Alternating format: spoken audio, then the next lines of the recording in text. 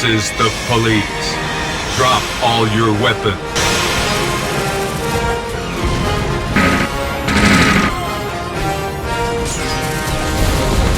Crime will not be tolerated. You have been warned.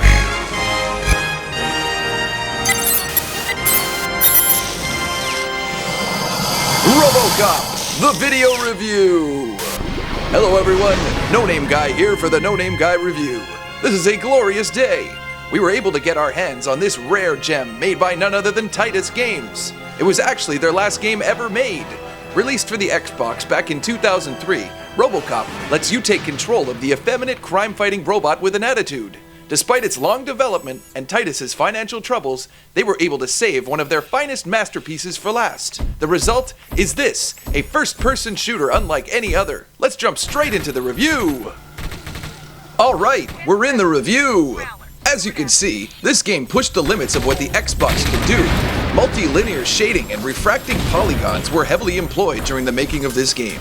In fact, we were able to secure some archival footage of the development of Robocop, showing us just how hard the team worked on this title. Observe Robocop's intro at Titus Studios.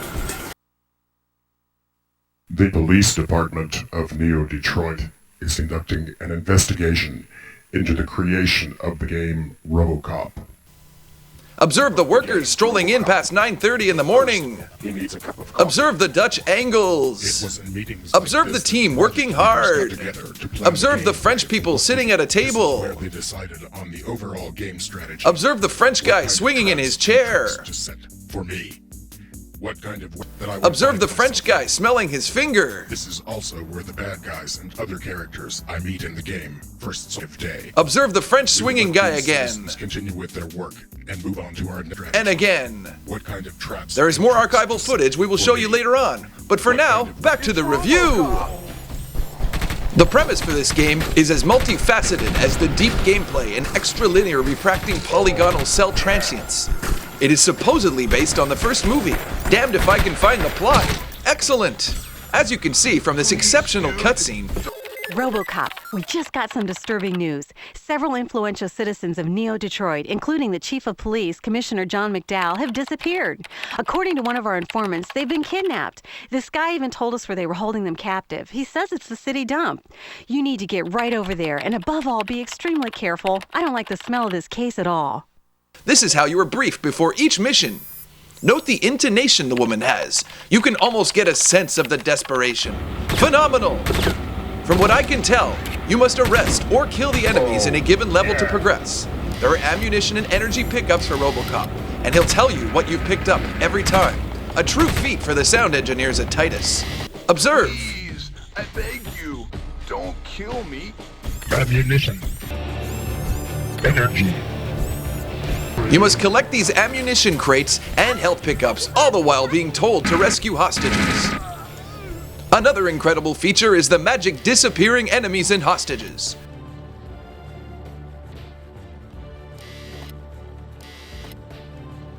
Whenever you rescue the hostages, or arrest or kill an enemy, they will magically disappear instantly.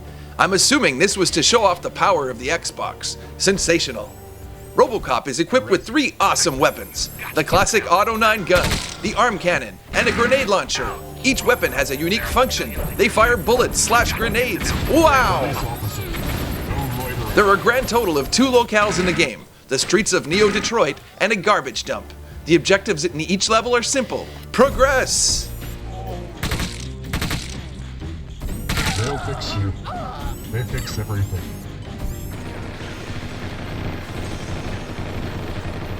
This engine room is without a doubt the most incredible feat of modern gaming I've ever seen.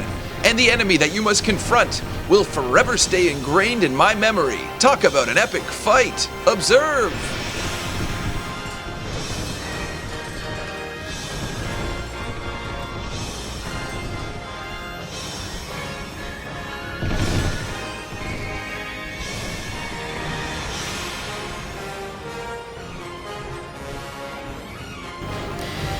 It's games like this that make gaming worthwhile.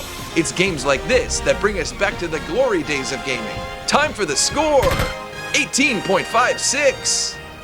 So, If you've got an original Xbox and are lucky enough to find a copy of this game, we suggest picking it up, along with a copy of Robocop-3. Yeah, the one with the jetpack. Ugh.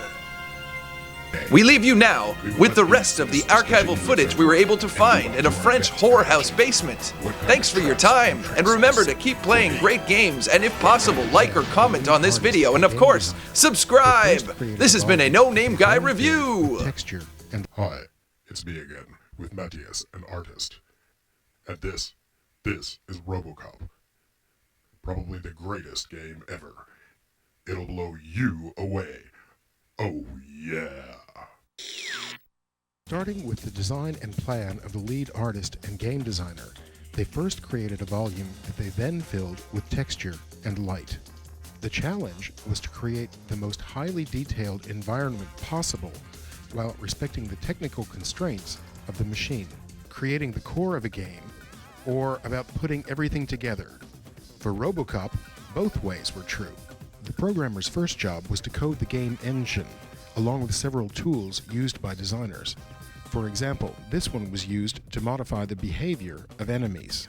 In order to do that, the programmers had to be fluent in computer languages, the most common of which are C and C++. The game engine required up to several thousand lines of code. In the programmer's opinion, the best part of the job was working with 3D models. Once the game engine was finally coded, looking at the game universe or adding special effects like smoke, fire, or water was really rewarding. The programmer had one last job, called integration. They took everybody's work, 3D models, sounds, textures, level designs, and put them right into the console so that they all fit just like a jigsaw puzzle. When that was done, the game finally had a life of its own, and the whole picture appeared for the first time.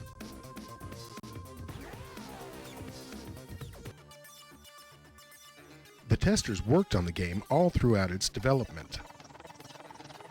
They started at the very beginning of the project during the brainstorming to enrich the game design based on their own personal experience and a competitive analysis. Then, one of them was named lead tester and followed the project through till its completion. The lead tester made sure that the milestone schedule was respected and distributed work to the other testers. During testing, they pushed the game over its limits to find its weaknesses, and each bug that was found was minutely documented so that the programmers could find it easily and repair it.